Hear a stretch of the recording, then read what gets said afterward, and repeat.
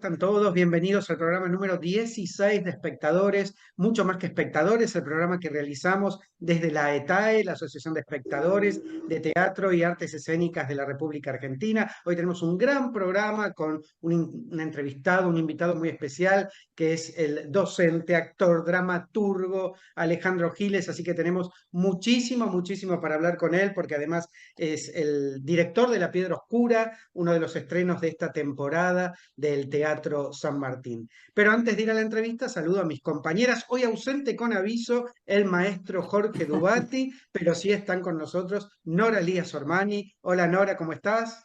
Bien, muy bien, contenta de estar y de poder presenciar y ser parte de esta entrevista a Alejandro Giles. Así es, Nora. Y tenemos a Grisi Santomauro. Hola Grisi, ¿cómo estás? Hola, ¿qué tal? ¿Cómo les va? También muy entusiasmada como Nora.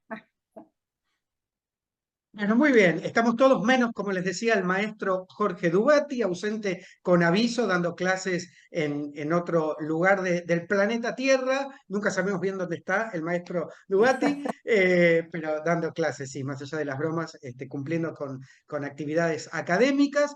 Y vamos a darle paso a la entrevista a un gran teatrista, un gran investigador, que es Alejandro Giles. Pero antes, una pequeña placa de presentación.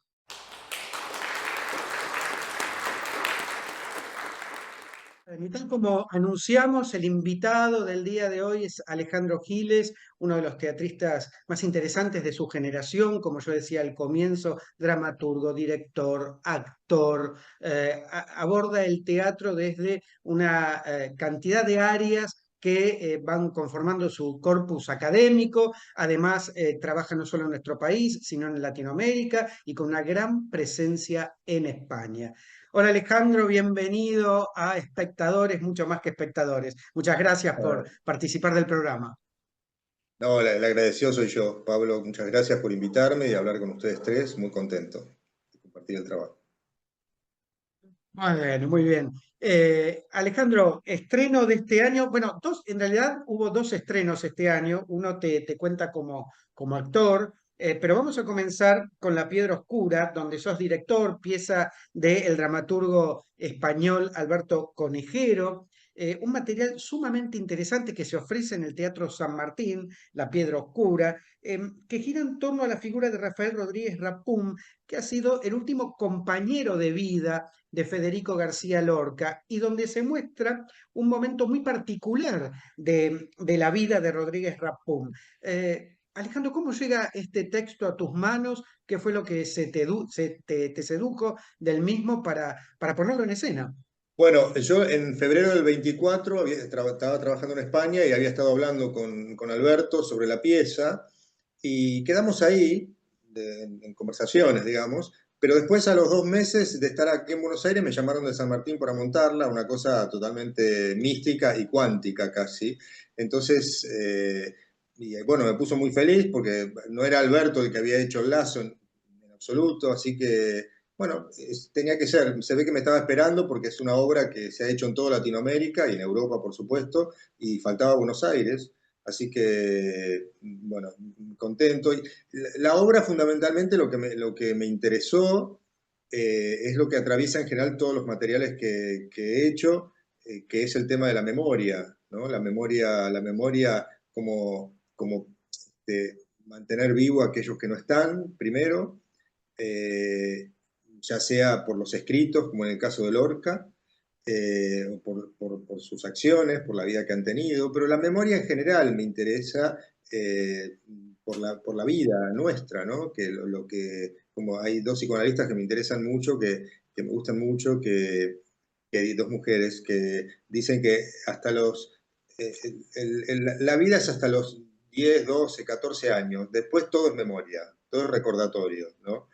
Todo recordatorio de lo que uno hizo, de lo que recibió, de qué hizo con lo que recibió, qué pasó con eso, y como que las decisiones y las cosas que uno va tomando en la vida tienen que ver con ese recordatorio, donde uno puede resolver cosas, pero realmente uno va para atrás.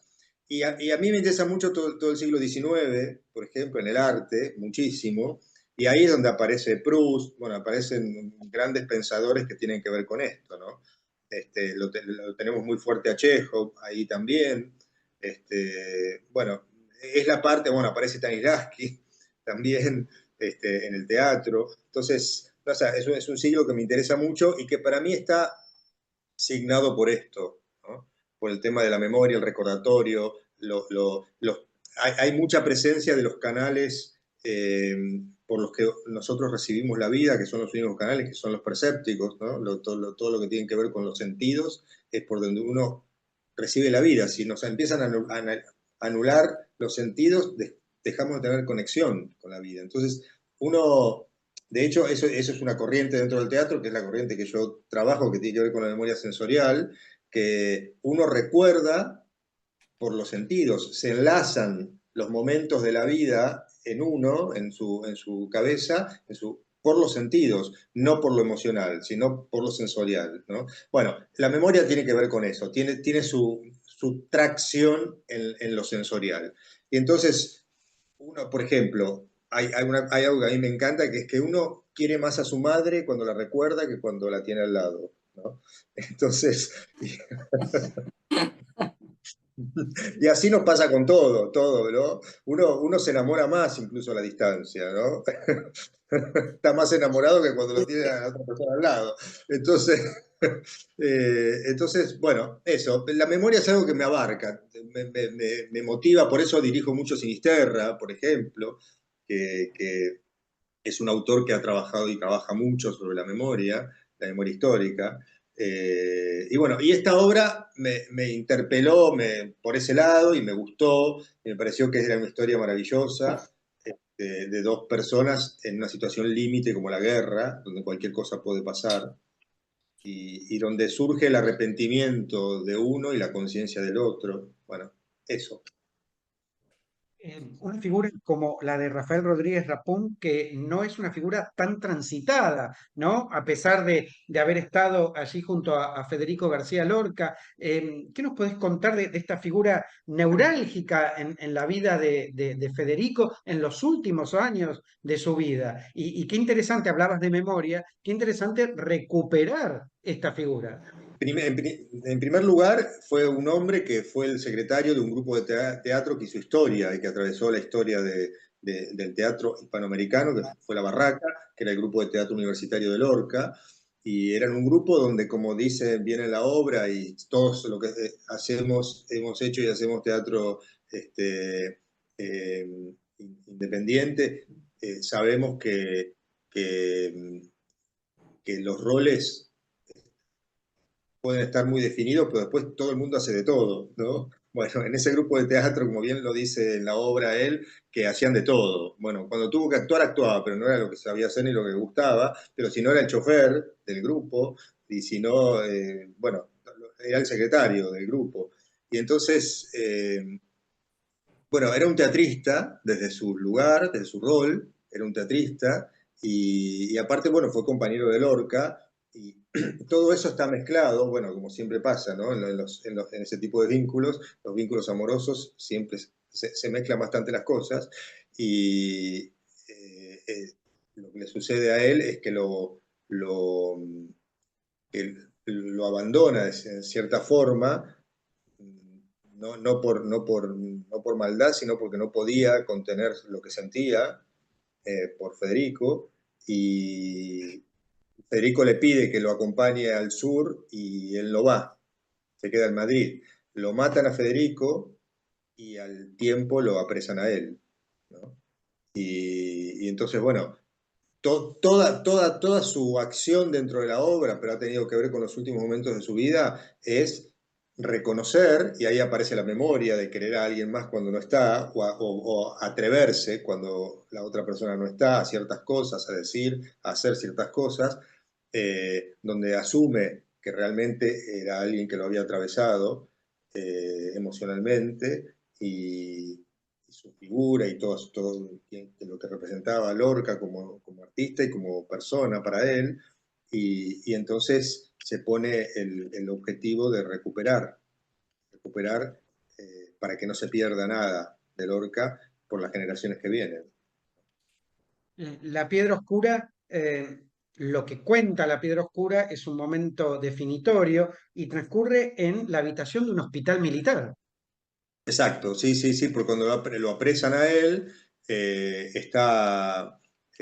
lo llevan a un hospital y la historia es el vínculo de él con un soldadito, como si fuese un soldadito de Malvinas, que lo tiene que vigilar, ¿no?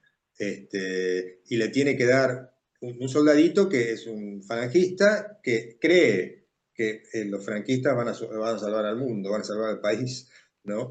Hasta que es muy lindo el proceso que él hace durante toda la obra, ese personaje, de tomar conciencia, ¿no? De tomar conciencia de la realidad hasta, hasta que se va convirtiendo, ¿no? Y lo acompaña a Mm. morir. Es, bueno, es un gran personaje y es un poco nos remite a nuestra historia y a nuestra realidad actual también, ¿no? Exactamente, exactamente. Estamos conversando con Alejandro Giles, director de La Piedra Oscura, texto de Alberto Conejero, y vamos a mencionar, antes de darle la palabra a Nora Lías Ormani y a Grisi Santomauro, mencionar al elenco, porque la figura de Rafael Rodríguez Rapún está personificada por Martín Urbaneja, un gran actor que hemos visto tanto, Martín Urbaneja. Sebastián, el personaje de Sebastián, esta persona que de alguna manera eh, experimenta una suerte de conversión, está interpretado por Iván Hochman, y hay un personaje que incorporó en la dramaturgia original Alejandro Giles, que es un personaje femenino interpretado por una estupenda, estupenda Milagros Almeida, siempre tan efectiva, tan poética en lo que hace con su cuerpo, en lo que dice y demás. Así que vamos a hablar también sobre ese personaje que incorpora Alejandro Giles en esta obra de Alberto Conejero, ¿no? Cuando pensamos en las teorías de la reescritura, en los trazos de nuevas poéticas sobre materiales preexistentes, acá se imprime la semántica del cuerpo en ese personaje, ella, ¿no? De Milagros Almeida, interpretado por Milagros Almeida. Le doy la palabra a mis compañeras. No sé quién quiere comenzar, Sí, Nora Lías Ormani. sí, sí, yo pensaba en esos textos que digamos que este personaje de Rafael quiere conservar, si son textos reales de Federico García Lorca, si se conservaron, ¿cómo es esa Sí. cuestión? Bueno, algunos, sí, por ejemplo, el público, sí, el público Ujú, era una de las obras, claro, y después tenía un trabajo comenzado él, que se titulaba La Piedra Oscura. Antes, primero tuvo otro título y después se retituló La Piedra Oscura, que él no terminó, no lo pudo desarrollar a ese ujú, trabajo. Y bueno, y ahí ajá, había grabaciones que había hecho para los actores en el Teatro Español, por ejemplo, y escritos, diferentes tipos de escritos, y sí, sonetos, por ejemplo. Entonces, se recuperaron materiales, algunos materiales, lo tremendo y lo enorme que lo dice el personaje, que España va a tener paz cuando puedan sepultarlo, ¿no? ajá, Y, pero no han podido con él, ujú, eso es una maravilla. Ahí aparece la memoria, ¿no? Histórica. No han podido con él, con la figura de Fede. Se hizo más grande y más grande y más grande, y cada vez está más grande. Es una cosa total. impresionante. Total. Sí, yo pensaba, bueno, en primer lugar, también si este título simbolizaba otra cosa, que si tenía otro valor simbólico, ¿no? Porque, Sí. bueno, toda la obra tiene, como decía antes Pablo, hasta ese personaje femenino, ¿no? Como que viene simbolizando distintas cosas. ¿El título también tiene otro significado simbólico más allá de esos textos? Sí, o sea, la piedra oscura parte de ahí, pero después el tema de la oscuridad de todo, la oscuridad de la razón, la oscuridad del espacio, la noche que están presentes en la obra esta y en toda la obra de Lorca, ¿no?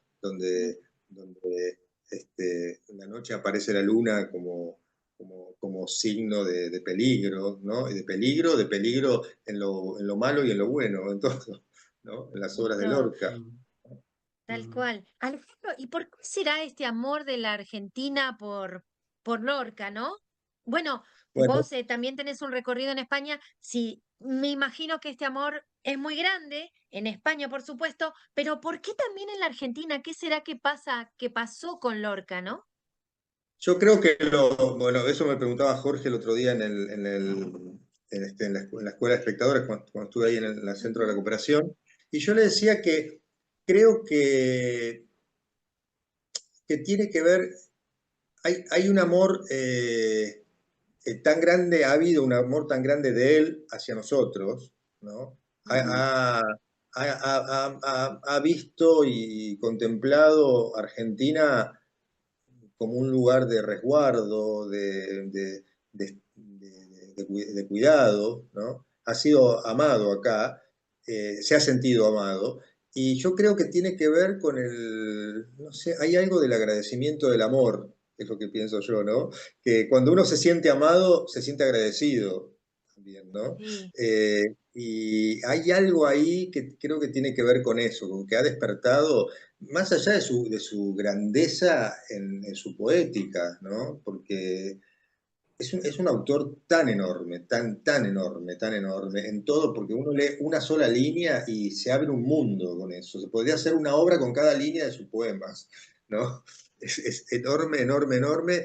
Y bueno, y ha completado con lo que ha sido su vida, ha terminado de completar la historia, ¿no? Este, bueno, digo, un artista siempre, los artistas tenemos que hablar de lo que conocemos, no de lo que no conocemos. Tenemos que hablar de lo que conocemos. Un artista habla de lo que conoce. Entonces, hay que estar conectado con la propia realidad para poder hacer, escribir, actuar, dirigir. Y yo creo que él eh, estaba tan conectado con su propia realidad y lo supo plasmar. Tuvo ese talento de poder plasmarlo. Y yo creo que eso inspira un agradecimiento absoluto. No podemos sacar la mirada sobre Lorca, no podemos. Realmente amado por todos y acá en la Argentina, desde el teatro, desde su poesía, desde todos lados, muy, muy representado. Estamos en el 2025 y lo seguimos queriendo y lo seguimos viendo representado todo el tiempo, ¿no? Me parece Sí, maravilloso. sí, sí. Sí, Sí, de hecho la obra, perdón, la sí, obra no, es como un grito por mantenerlo vivo, la obra, la Piedra Oscura, ¿no? Un grito para seguir manteniéndolo vivo. Yo, si tuviera que sintetizarla o tuviera que poner un eslogan que no lo necesita, sería eso, el grito por mantenerlo vivo. sí, tal cual. Vos antes también nombraste al personaje del falangista, ¿no? ¿Qué tema? Está el tema de la guerra también en todo esto. Sí, bueno, es que la obra es una obra que trata sobre la guerra y sobre la herencia. Ujú. Yo me quise posicionar en esos dos puntos para esos dos temas, como temas del conflicto. Hay otros temas del conflicto, como en toda buena obra, siempre hay muchos temas del conflicto, pero hay un tema principal o dos temas que son principales y que impulsan la acción, ¿no? O definen la acción. Y en este caso, para mí, yo elegí la guerra y la herencia, ¿no? Porque pueden haber Tal muchas cual. cosas. Es una obra donde en algunos lugares o en algunas hipótesis de otros directores o directoras, eh, es que también sucede, o está muy vivo el tema de la sexualidad dentro de la obra. Para mí no elegí hacer eso. Eh, digo, me parecería genial dirigir un espectáculo sobre la sexualidad, pero no con esta obra, Con eso. no Ujú. con esta obra. Es una obra sobre la guerra y sobre la herencia, y que sea sobre la guerra quiere decir que en la guerra puede pasar cualquier cosa, porque es una circunstancia tan fuerte que complica psíquica y emocionalmente a las personas, que puede pasar cualquier cosa, buena, mala, puede pasar todo. Entonces, me parece que darle esos dos condicionamientos ayuda a la acción de la obra. Así es, Pablo. Sí, Vamos a mencionar a otros integrantes del equipo de La Piedra Oscura. El diseño de escenografía y vestuario es de Julio Suárez, ganador del Goya, además. un gran artista. Diseño de iluminación, nada menos que de Félix Chango Monti y Magdalena Ripa Alsina, y la música original y el diseño sonoro es de Brian Arévalo. Gris y Santo Mauro, te escuchamos. Sí, hablando de textos y de simbolismos, yo pensaba en la escenografía, porque si bien transcurre en una habitación de hospital, la escenografía es muy despojada y son pilas de libros atados, muy simbólico también y que a nosotros nos remite inmediatamente a la época de la dictadura, y quisiera que me hables un poquito de esa elección. Sí, bueno, mira, como yo ya sabía desde el año pasado que la iba a montar a la obra, estaba esperando fechas solamente para este año, empezamos a trabajar con Julio Suárez, el equipo que, bueno, que acaba de nombrar Pablo, es extraordinario, es un lujo total. Y porque son gente apasionada, como debemos ser los artistas, ¿no? Ser apasionados, como pasa a todas las áreas del teatro, todo. Ustedes también, bueno, Pablo es dramaturgo también, cuando escriben, ustedes cuando escriben, cuando dirigen, este, también no, usan el tiempo sin miramientos, que es lo que debe pasar, ¿no? Uno tiene que poder trabajar sin estar midiendo, ¿no? No siempre pasa eso. Y en los diferentes sectores del medio nuestro, hay sectores donde se mide mucho eso, muchísimo. Eso, ¿no? Donde tenés que hacer en determinados tiempos las cosas y si no, ya está, digamos. Entonces, nos movemos en un terreno nosotros donde es un lujo el trabajo y por suerte tuve un equipo que lo elegí también por eso, que trabajan sin miramientos de tiempos. Y empezamos con Julio a trabajar el año pasado, ya en noviembre del año pasado empezamos a trabajar sobre el espacio. Y él me empezó a plantear esto de los libros, cosa que no tuve que pensar nada, directamente dije sí a todo, y que no fuera un espacio convencional, donde haya una cama convencional, donde haya una puerta, ¿no?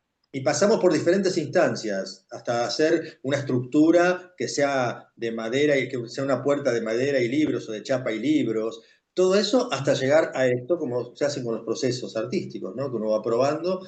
Y esto fue maravilloso porque la obra, la circunstancia espacial es en la playa, en el mar, en Santander, en el norte de Galicia. Y ahí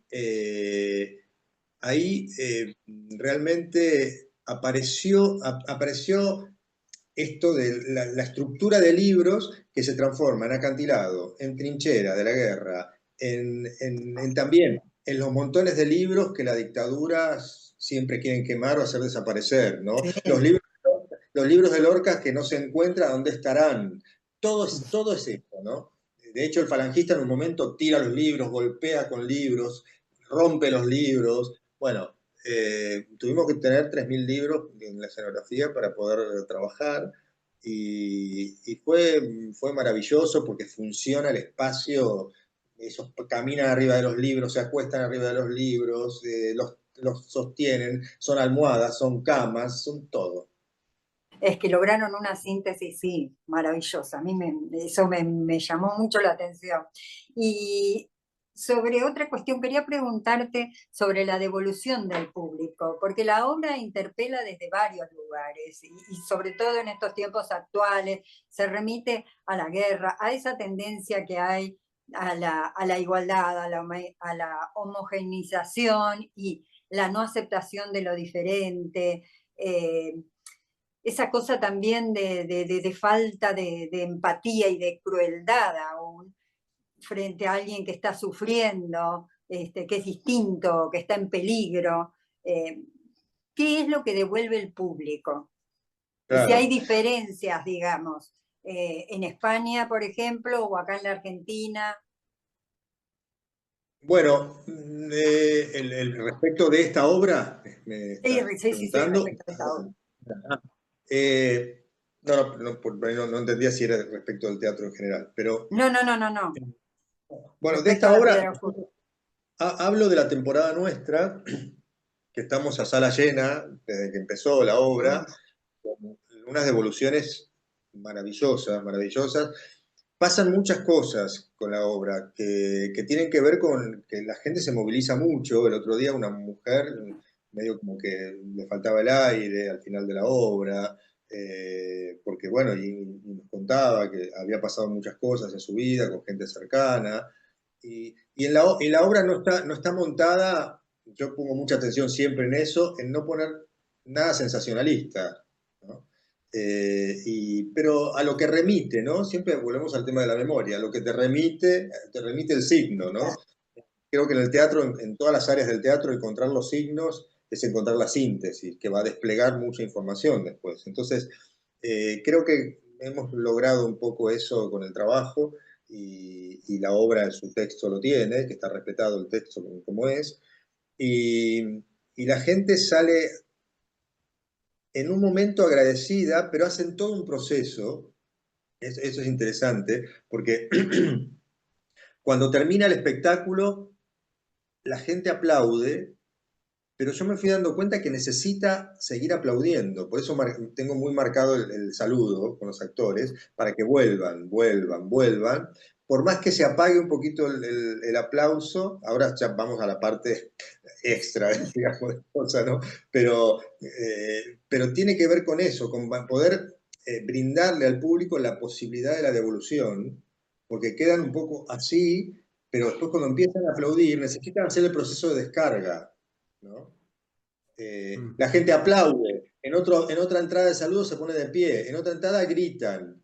Es como que se va sumando eso, sumando, que no es el proceso habitual que pasa en el teatro, de que sí, por ahí si quieren gritar, la gente va gritando más y va gritando más. Acá es como muy marcado lo que va pasando, porque es como que van conectando con qué les quedó en ellos, en su emocionalidad, en su sensorialidad, y se van animando a expresar. Porque cuando la gente no puede aplaudir lo suficiente, yo me doy cuenta a la salida que se quedan como trabados. Claro, Claro, con esa necesidad Sí, de expresarse. de Sí, sí, procesar. exacto. sí, Hay exactamente. algo catártico hay algo catártico en el aplauso y lo que yo observaba es que además cuando la gente se va desplazando hacia la escalera o los ascensores del Teatro San Martín, donde se ofrece la piedra oscura, hay, no digo un silencio, pero sí hay un medio tono, ¿no? En esa conversación entre los espectadores. Digo, hay un medio tono que tiene que ver con la emoción, con estar muy movilizados, ¿no? En pensar en todo eso que te interpeló y demás. Es decir, que hay varias instancias de aplauso, como bien decías, Alejandro, pero además después en ese trayecto hasta la salida del Teatro San Martín, hay un medio tono en esa conversación que tiene que ver casi con el ritual, ¿no? De lo que se acaba de ver. Sí, No es una exacto. euforia.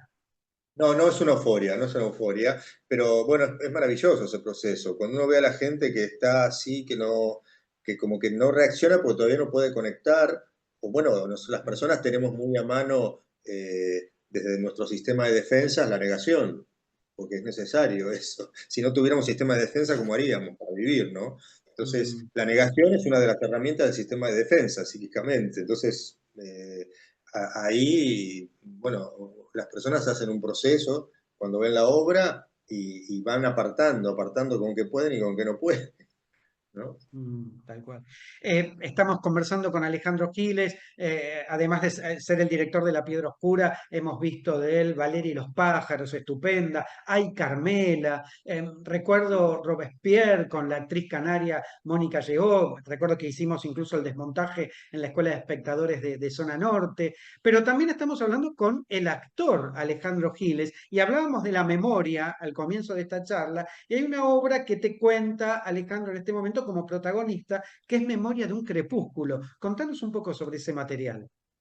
Sí, sí, Memoria de un Crepúsculo es una obra de Stephen Belberg, un autor norteamericano muy prolífero, que bueno, es actor, perdón, autor, director de cine también, Y esta obra, nosotros estábamos buscando con Cecilia Cherandini un material para hacer, desde que hicimos con Agustina Leso lo que nos fue en Old Coward, teníamos ganas de seguir trabajando juntos, pero no encontramos material hasta que encontramos este material que Cecilia lo había traducido.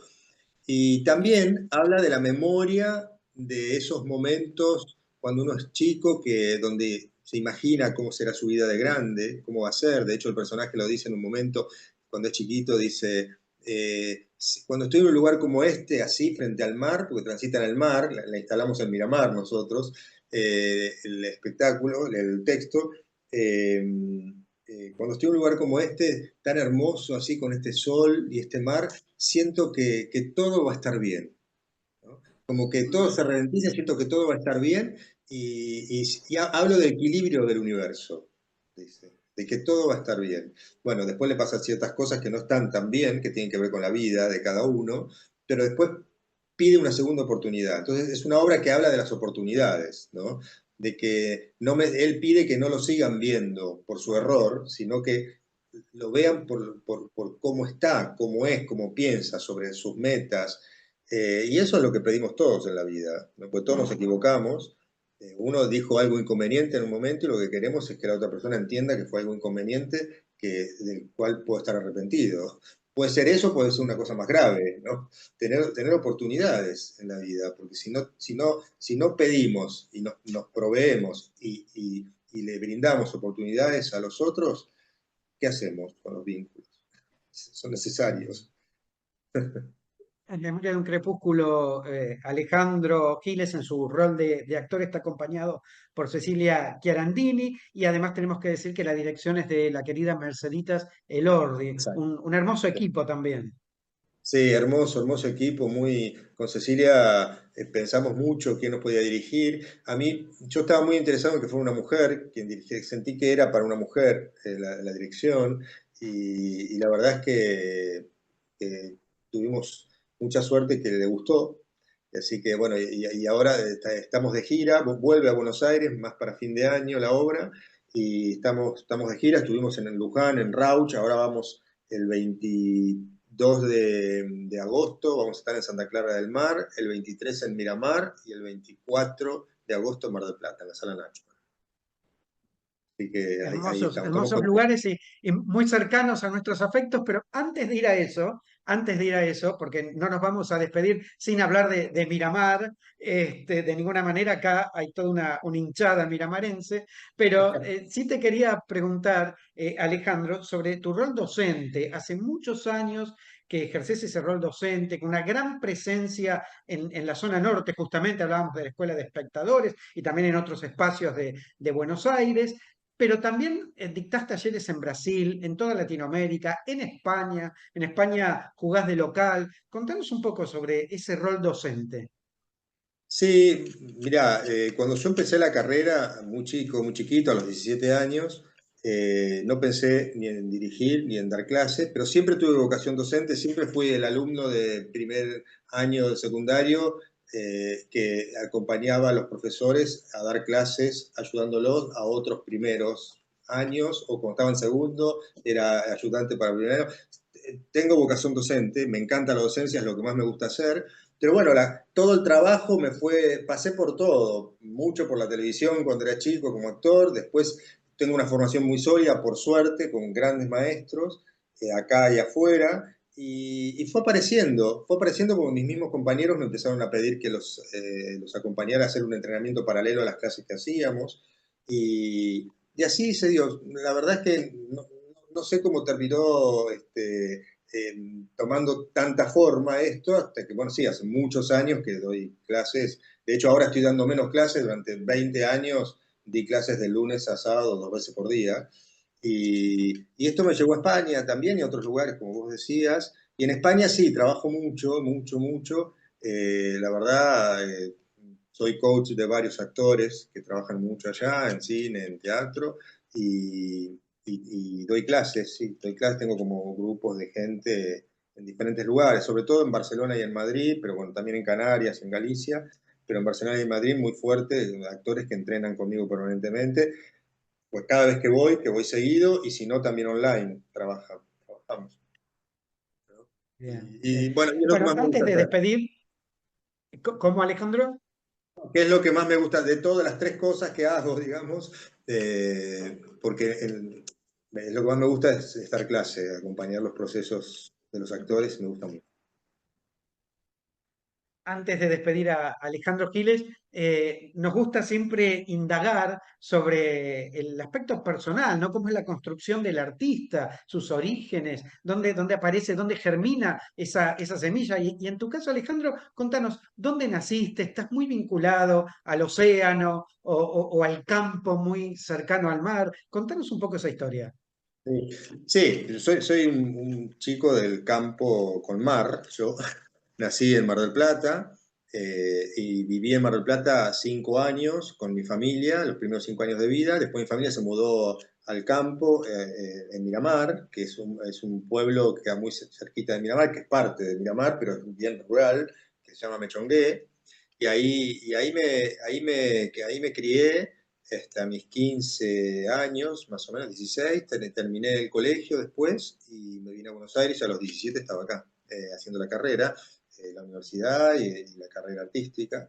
Y, y bueno, me crié en el campo y estructuralmente uno es así, ¿no? Porque bien, va toda la cabeza de uno, vuelve ahí, uno se pelea con muchas cosas que tienen que ver con el origen y después uno se termina dando cuenta que hay una necesidad de conectar con eso, incluso con las cosas malas también que todos hemos tenido en la vida, sufrimientos, y conectar con eso para ponerle luz, ¿no? Y poder entender la vida de uno, qué sentido tiene la vida de uno, la existencia de uno. Mm. Y bueno, yo viví cosas, sufrimientos como todos, y viví cosas muy lindas, de hecho siempre digo que soy bastante tranquilo, tengo mucho carácter, pero soy bastante tranquilo trabajando, y siempre me pongo muy eufórico, eufórico no, pero sí con nervio artístico en los primeros tiempos del trabajo, de la dirección, y cuando se va acercando el estreno, cada vez estoy más tranquilo, es como que me puede el campo, ahí, me siento tranquilo, pase lo que pase, siempre estoy tranquilo. Es al revés el proceso, pasa al revés que en general, ¿no? Claro. Este, y también acá el otro día hablamos con Andrés Basalo, que es un artista que me gusta mucho y una persona maravillosa, Mm. y hablamos de eso, de cuando armamos la asociación de directores, al principio de todo, Abdea, decíamos, bueno, y a ver cómo se le ponía, si es no le queríamos poner nacional a la asociación, por supuesto, pero entonces Argentina, sí, una asociación argentina, porque no de Buenos Aires, y después que se extienda, no, Argentina. Y aparte decíamos, pero si nosotros nos juntamos 50 directores y 48 somos del interior, ¿no? Tal Del cual. interior del Tal país. cual. O sea, hay de acá, pero en proporción, la mayoría somos de afuera, ¿no? De afuera o de adentro. En realidad. Tal cual, Y tal cual, adentro. tal cual. Y pasa lo mismo con los espectadores, por eso nuestra asociación es Asociación Argentina de Espectadores, ¿no? Claro, claro. Tiene que ver con eso. Y no es lo mismo la palabra nacional que argentino, ¿no? Hay, No, hay una, Exacto, una simbología muy exactamente. diferente, Sí, yo tal cual. quería comentar algo que nos quedó ahí como al paso, pero que completa el tema de la piedra oscura, que tiene que ver con este Sí, personaje, ella, se llama ella, que hace Milagros Almeida, exactamente. como vos la mencionaste, Fantástica. extraordinaria actriz y cantante, que es un personaje que no está en la escritura de Conejero, pero no está con diálogos, pero con texto, pero está porque las madres de ellos están presentes todo el tiempo, impulsan y condicionan la acción, la hermana de uno de ellos también, bueno, y todo lo que tiene que ver con la iglesia y el personaje, la energía femenina en la iglesia tiene que ver con la Virgen, ¿no? Que ahí yo, que tengo una educación católica muy fuerte, aunque no soy católico ya, separo mucho lo que tiene que ver con la Virgen, con el resto de la iglesia, la energía de la Virgen, y he trabajado mucho en Salta, estoy muy conectado con eso también, y Mm. entonces quise darle forma artística a eso que ya estaba en la obra, pero que no forma parte de los diálogos, ¿no? Y, Y bueno, escribí ese personaje que no participa en el texto y que ellos no la ven, pero la sienten. Y el concepto que manejé para comenzar ese desarrollo, esa exploración de ese personaje, fue que ella es la energía vital de Rafael Rapún para poder soportar todo eso y para llevar adelante su acción y esto de la herencia, de que se recuperen esos manuscritos y de conectar con qué sentía realmente él, y la conciencia del falangista, que es un chico que hace un proceso en la conciencia durante la obra, ¿no? Y bueno, a partir de eso empecé a trabajar con ella, que es maravillosa, entonces por eso se logró lo que se logró, porque se tiene a una actriz como ella, claramente. Y la verdad es que, y aparte porque es como el personaje, es un personaje que hasta viene del teatro griego, ¿no? Esto de que sea el testigo, ¿no? El testigo de la tragedia, ¿no? Que Claro, haya un testigo de la claro. tragedia. Y la necesidad de que haya un testigo presente de la tragedia ahí. Y bueno, y ahí culminamos. Quería contar esto porque elogiaste muchos Milagros y la verdad es que es maravilloso lo que hace, entonces, bueno, contar un poco cómo había sido el trazado del rol. Absolutamente. Por eso en el comienzo hice hincapié y además te lo he comentado, más allá de esta entrevista, porque es fantástico lo que has logrado y por supuesto siempre es muy, muy placentero y muy poético ver a Milagros Almeida en escena y todo lo que va simbolizando, como bien decías, esa figura, ¿no? que va sobrevolando la escena. Ha sido un placer conversar hoy con Alejandro Giles. Realmente recomendamos ir a ver La Piedra Oscura al Teatro San Martín y Memoria de un Crepúsculo en gira por Santa Clara del Mar, Mar del Plata y Miramar y antes de fin de año nuevamente en Buenos Aires. ¿En el San Martín hasta cuándo con La Piedra Oscura, Alejandro? O sea, la temporada esta va a ser hasta el 31 de agosto y bueno, ya en estos días hablaremos a ver cómo continúa, si pasamos a otro teatro o esperamos otra vez aterrizaje en el complejo teatral de Buenos Aires. Ahí estamos con conversaciones. Yo siento que el otro día hablábamos con Jorge también en el encuentro, que siento que si no la hubiese producido en San Martín a la obra, cierto que es un espectáculo que la sala que le pertenece es la sala del Centro de la Cooperación, ¿no? Más allá de que podamos estar ahí. Me parece que por temática y por estructura, por todo, es Sí, la sala que le corresponde. La sala que le corresponde. perfecto. Perfecto. Sí. Alejandro Giles, muchísimas, pero muchísimas gracias por esta entrevista en Espectadores, mucho más que espectadores. Bueno, gracias a ustedes, un beso grande y gracias por todo lo que hacen por nuestro teatro. Gracias. Gracias, Muchas gracias. gracias. Chao, chao, chao. Bueno, continuamos con el programa. Una pequeña pausa y ya seguimos.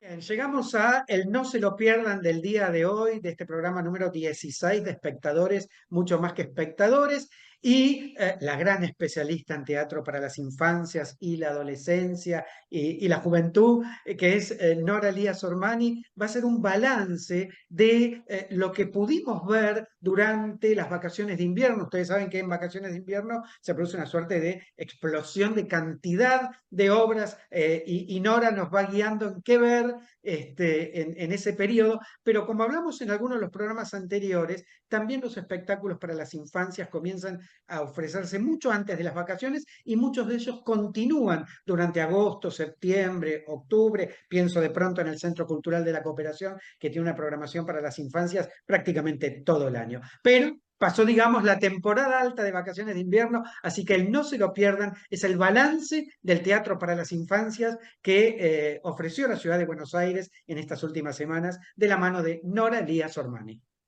Bueno, en mi no se lo pierdan de hoy, lo que quiero hacer es, dado que acaban de terminar las vacaciones de invierno, hacer como un recorrido por lo más destacado de esta cartelera 2025 relacionado con las infancias.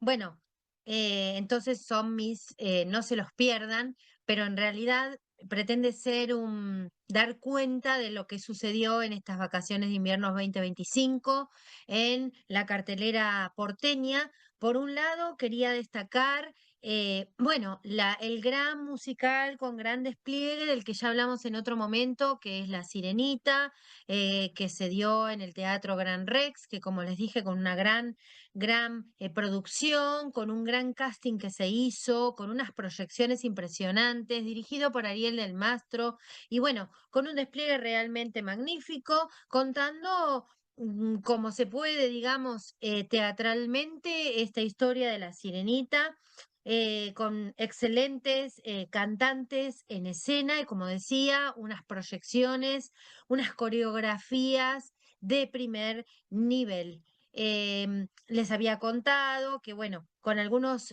actores conocidos como Anzuelo, digamos, pero que no eran necesarios dado que el cuento La Sirenita y más el recuerdo de la película de Disney atrae mucho a los espectadores. En la sala estuvo llena y bueno, era, dado la calidad de los cantantes, se daba por supuesto que esto iba a suceder. Pero también ocurrió un hecho muy interesante en el Teatro Astros por las mañanas, de los sábados y los domingos, que es la ópera El Barbero de Sevilla por la Juventus Lírica. Yo tengo acá el programa. Bueno, es un Barbero de Sevilla para toda la familia, con una versión y una adaptación de María Jaunarena, que realmente trabaja muy, muy, muy bien en esta adaptación de la ópera de Rossini, que intenta contarle a los chicos cómo es esta historia. Por lo tanto, a mi entender, no es una ópera, no se reproduce la ópera, sino que se hace una obra teatral que incluye la ópera. De todas formas, en esta obra teatral están marcados con mucha inteligencia los códigos de la ópera, en unas proyecciones que hay por capítulos de los principales acontecimientos que ocurren, como pasa en la ópera, a medida que avanza la historia. La historia está absolutamente adaptada y ayornada, excelentemente interpretada y cantada, y sobre todo, digamos, conducida por quien hace de Fígaro, o sea, el Barbero de Sevilla, que es Gabriel Carazo, un gran actor, un gran cantante, un gran bailarín completísimo, junto o acompañado por Laura Penchi y por Patricio Oliveira.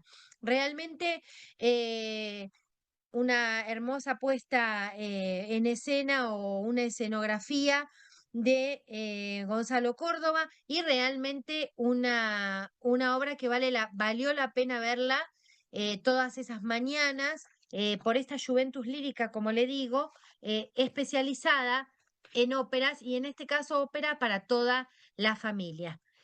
Cabe destacar, como les decía antes, este trabajo de adaptación especialmente hecho por María Jaunarena, pensando todo el tiempo en el público infantil, pero sin traicionar la ópera El Barbero de Sevilla.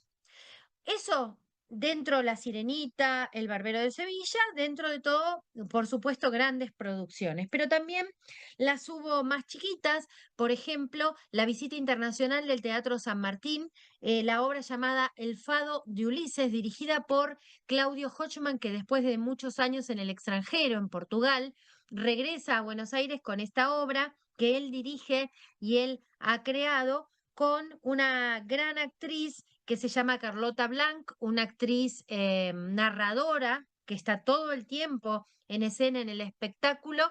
Ella es de Portugal, es portuguesa, y sin embargo nos narra la historia de Ulises, toda con títeres y con narración oral, pero lo más interesante de esta apuesta es que trabaja con dos aspectos.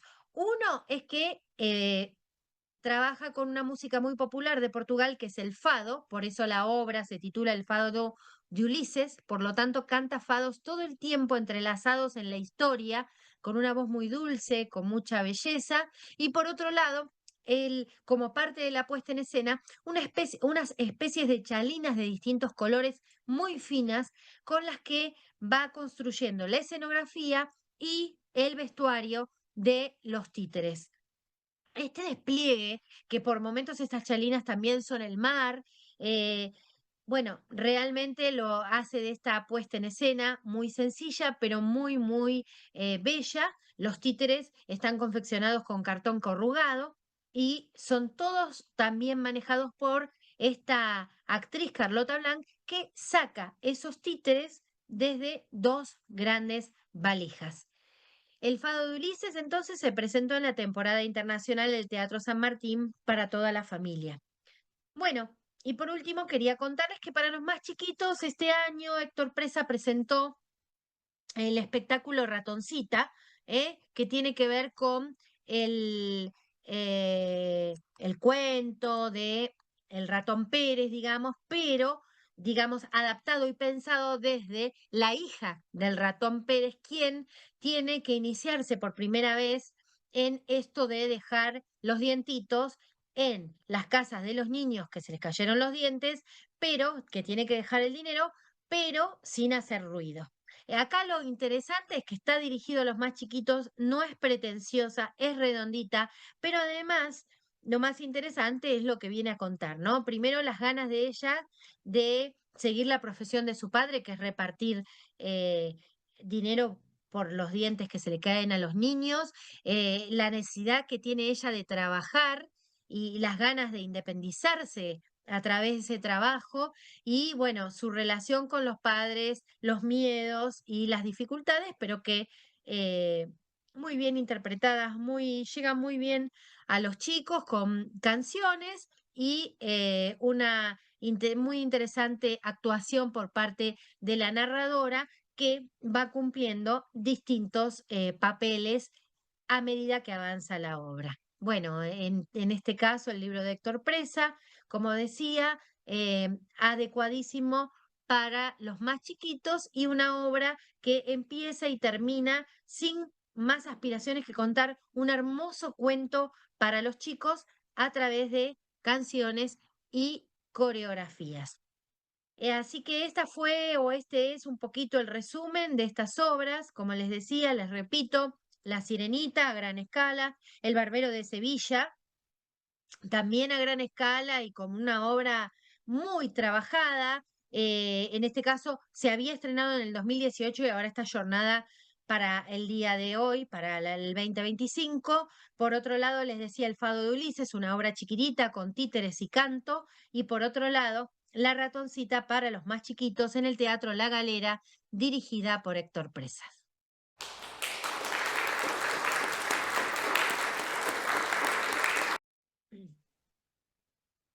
Bueno, llegamos al final de nuestro programa, pero antes les recordamos de la mano de Nora Lías Ormani cómo se pueden comunicar con nosotros, cómo pueden participar del programa y dónde ver nuestro programa. Sí, estamos en el streaming de la Asociación Argentina de Espectadores del Teatro y las Artes Escénicas. Les agradecemos a los que siempre nos convidan con un cafecito, que ya tenemos nuestros seguidores. Por supuesto que si se quieren comunicar con nosotros, tenemos un Instagram que es aetae.argentina. También nos pueden escribir a espectadoresteatrales@gmail.com. También tenemos un blog que es aetae.blogspot.com, donde están boletines escritos por diferentes miembros de la asociación, con pensamientos sobre los espectadores. Y bueno, como les decía antes, también a esta asociación la pueden convidar con un cafecito para apoyar nuestro programa. Así que muchas gracias, Pablo. Muchas gracias, Nora Lías Ormani. Nos vamos a encontrar la próxima semana y también saludamos a Grisi Santomauro, nuestra especialista en danza, en teatro físico. Grisi, nos encontramos la semana que viene. La próxima semana aquí estaremos. Le agradecemos a Mariana Dubati, que es quien edita este programa y está detrás de nosotros, apuntalándonos con todas las cuestiones técnicas. Hoy ausente con aviso el maestro Jorge Dubati. Nos encontramos la semana que viene con el programa número 17 de Espectadores, mucho más que espectadores. Chao, hasta la próxima.